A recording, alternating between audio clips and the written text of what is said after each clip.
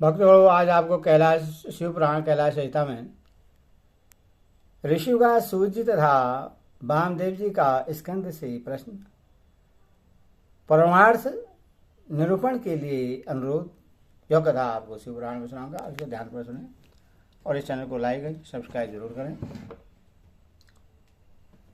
नमः शिवाय सांबाय सौगणाय सौसुन्वे प्रधान पुरुषेशाय सर्ग स्थितवे।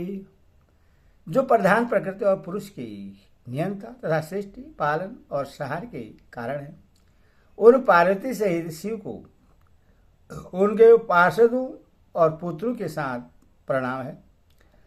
ऋषि बोले, सूजी, हमने अनेक आख्यानों से युक्त परम मनोहर ओमा सहिता सुनी। अब आप शिव तत्व का ज्ञान बढ़ाने वाली कैलाश संहिता का वर्णन कीजिए।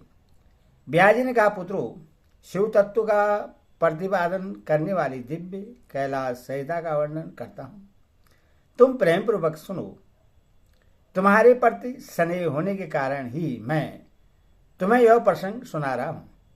इतना कहकर ब्याजी ने काशी में मुनियों के तथा सूर्य के संवाद, व्यास मुनि संवाद, शिव पार्वती संवाद, शिव जी के द्वारा पार्वती की प्रति संन्यास पद्धति, संन्यासाचार, संन्यास मंडल, संन्यास पद्धति, न्यास, वर्ण पूजन, परमार्थ पद्धति आदि प्रसंगों का वर्णन करके पुनः ऋषिगण तथा सूर्य के मिलन एवं संवाद की अवतारणा करते हुए सूर्य के प्रति ऋषियों के प्रश्न का यो वर्णन किया।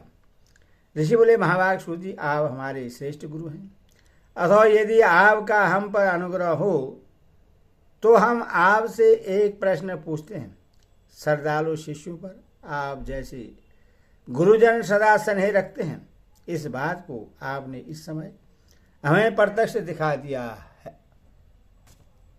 मुने, बिरजा होम के समय पहले आपने जो वामदेव का मत सूचित किया था, उससे हमने विस्तार पूर्वक नहीं सुना। अब हम बड़े आदर और श्रद्धा के साथ उससे सुनना चाहते हैं। कृपा सिंधु, आप प्रसन्नतापूर्वक उसका वर्णन करें। ऋषियों की यह बात सुनकर सूत के शरीर में रोमांच हुआ। उन्होंने गुरु के भी परम उत्कृष्ट गुरु महादेव जी को, त्रिभुवन जननी महादेवी उमा को तथा गुरु व्यास को भी भक्तिपूर्वक नमस्कार करके मुनियों को आहादित करते हुए गंभीर वाणी में इस प्रकार कहा। सूर्य बोले, मुनियों, तुम्हारा कल्याण हो, तुम सब लोग सदा सुखी रहो। महाभाग महात्माओं, तुम भगवान शिव के भक्त तथा दृढ़तापूर्वक व्रत का पालन करने वाले हो। यह निश्चित रूप से जानकर ही मैं तुम लोगों के समक्ष इस विषय का प्रसन्नतापूर्वक वर्णन करता हूं। ध्यान देकर सुनो। पूर्व काल के रथांतर कल्प में महामुनि वामदेव माता के गर्भ से बाहर निकलते ही शिव तत्व के ज्ञाताओं में सर्वश्रेष्ठ माने जाने लगे। वे वेदों, आगमों, पुराणों तथा अन्य सब शास्त्रों के भी तात्विक अर्थ को जानने वाले थे। देवता, असुर तथा मनुष्य आदि जीवों के जन्म संपूर्ण अंग भस्म लगाने से उज्जवल दिखाई देता था। उनके मस्तक पर जटाओं का समूह शोभा देता था। वे किसी के आश्रित नहीं थे। उनके मन में किसी वस्तु की इच्छा नहीं थी। वे शीत, उष्ण आदि दंतों से परे तथा अहंकार शून्य थे। वे दिगंबर, महाज्ञानी महात्मा, दूसरे महेश्वर के समान जान पड़ते थे। उन्हीं के जैसे स्वभाव वाले बड़े बड़े मुनि शिष्य होकर उन्हें घेरे रहते थे। वे अपने चरणों के ईश्वर जनित पुण्य से इस पृथ्वी को पवित्र करते हुए सब ओर विचरते और अपने चित्त को निरंतर परम धाम स्वरूप पर ब्रह्मा परमात्मा में लगाए रहते थे। इस तरह घूमते हुए वामदेव जी ने मेरु के दक्षिण शिखर कुमार सर्ग में प्रसन्नतापूर्वक प्रवेश किया, जहाँ मयूर वाहन शिव कुमार ज्ञानमय शक्ति धारण करने वाले समस्त असुरों के नाशक और सर्वदेव वंदित भगवान स्कंद रहते थे। उनके साथ उनकी शक्तिभूता गजावल्ली भी थी। वही स्कंद सर के नाम से प्रसिद्ध एक सरोवर था जो समुद्र के समान अगाध एवं विशाल दिखाई देता था। उसका जल ठंडा और स्वादिष्ट था।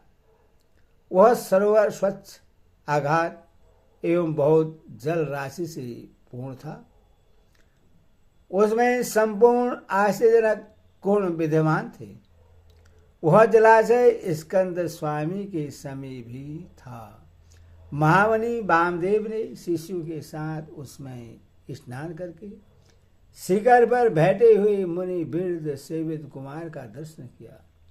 वे उगते हुए सूर्य के समान तेजस्वी थे।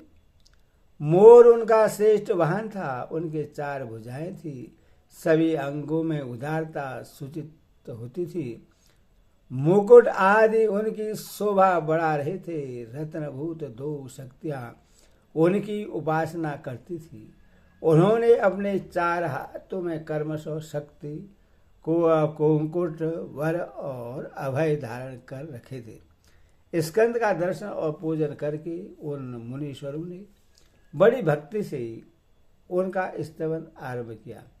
वामदेव बोले, जो परवर्ण की वाच्यार्थ पर्णवार्थ के प्रतिपादक पर्णवासर रूप बीज से युक्त तथा परमण रूप हैं, उन आप स्वामी कार्तिकेय को बारंबार नमस्कार है। वेदांत के अर्थभूत ब्रह्मा ही जिनका स्वरूप है, जो वेदांत का अर्थ करते हैं, वेदांत के अर्थ को जानते हैं और नित्य विदित है, उन स्कंद स्वामी को बारंबार नमस्कार है। समस्त प्राणियों की हृदय गुफा में प्रतिष्ठित गुहा को नमस्कार है, जो स्वयं गुहा है, जिनका रूप